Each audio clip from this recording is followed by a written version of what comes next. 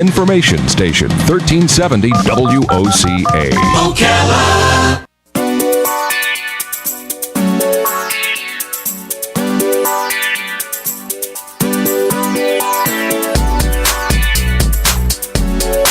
All right, 21 minutes after 8 o'clock. Thank you for tuning in. One of the challenges in this job is to make sure that we've read at least part of a book that we're about to talk about. Robin is way better at this than me. Quite often she will finish a book and I will only be, several chapters into the book. The next book we're going to talk about, I actually finished. It's called the Book of Joy Journal. I guess I missed that word journal when I first picked it up. It is it's basically a journal for you to write in, and it's got some like one page written by Dalai Lama and one by Desmond Tutu, and Douglas Abrams also is part of this. He's on the phone right now. Douglas is a literary agent and editor and author, the founder and president of Idea Architects, and he's an advocate for the power of books and the media to catalyze the next stage of global evolutionary culture. Can you tell I'm reading that? That was Robin's notes. Good morning, Douglas. How are you? Great to be with you, Larry. I'm very well, thank you. And where are you calling from? Actually, you're catching me in Denver, Colorado, where I'm on tour at the moment speaking about the Book of Joy and the Book of Joy Journal that's just come out. Do you know what we don't know about this book? We don't know what twists it will reveal. We won't know the twists until a year from now, will we?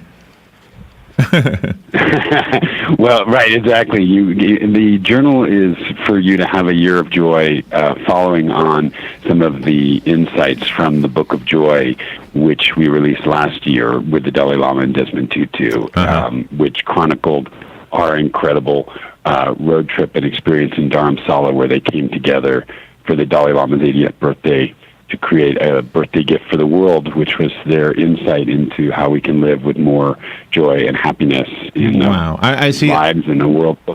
I wish you were doing a speech at the University of Florida on Thursday.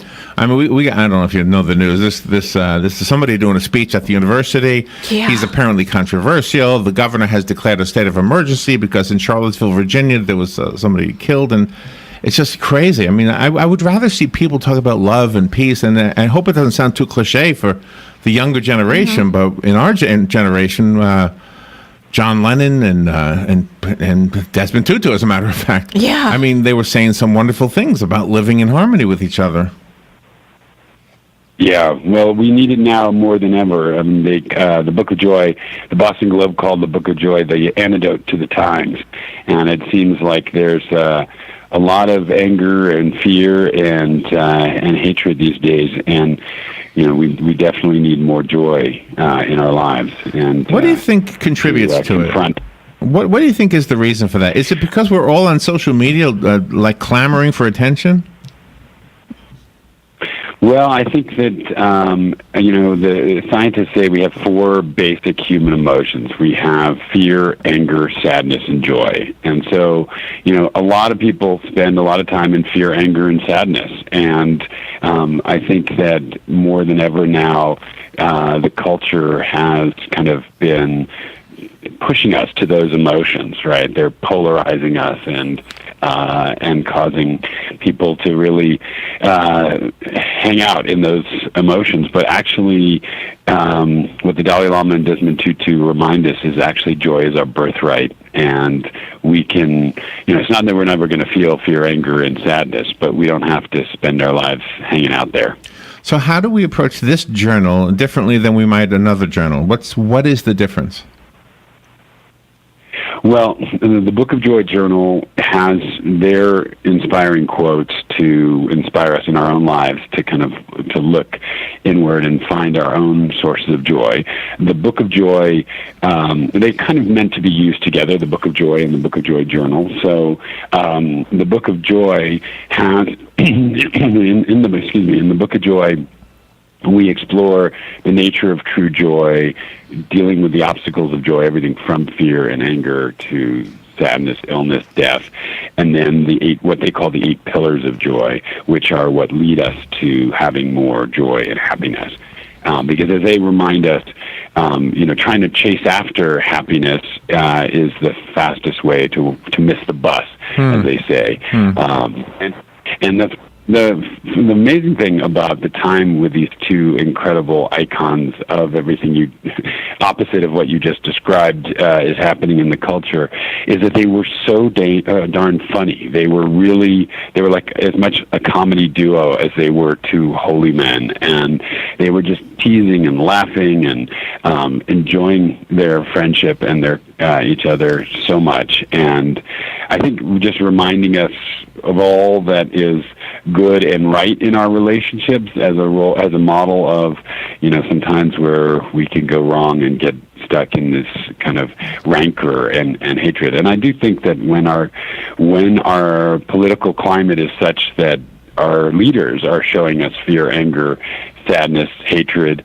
it leads the rest of us to that as well, much more.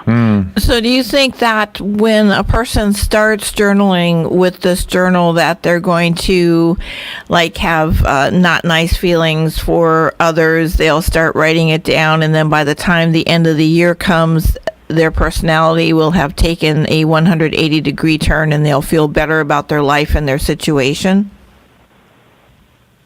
Well, I think it will certainly help. I think, I don't know about 180 degrees, 145 degrees maybe, but I'm hard to know exactly how much transformation. But I do think that, the Book of Joy has, it's been amazing to see the impact of the book. And I think you really benefit from using the two together. But it's really been, people have written into us and said how it's helped them deal with illness, with suffering, with, some people said it stopped them from committing suicide. People have sent it as their dying wish to all of their relatives. Wow. It's kind of amazing to see the impact that these men's words can have and their inspiration. And I think what they remind us is, that suffering and joy, that sorrow and joy, they're two parts of the same reality. But that we get to choose joy, that we get to choose whether we spend our time hanging out. I thought that all my life. I've always thought in my life I can choose to be happy or not. And I've tried to express that. Obviously, I'm not at the level of the Dalai Lama.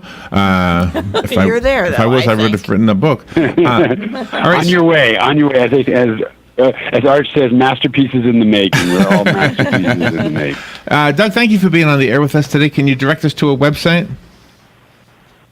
Sure. There's bookofjoy.org is the website for both the Book of Joy and the Book of Joy Journal. Okay. Thank you for being on the air with us today. Great.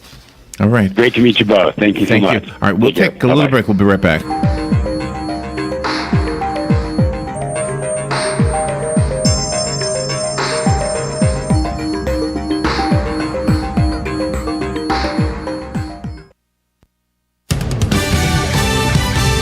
Fox News Radio, I'm Chris Foster.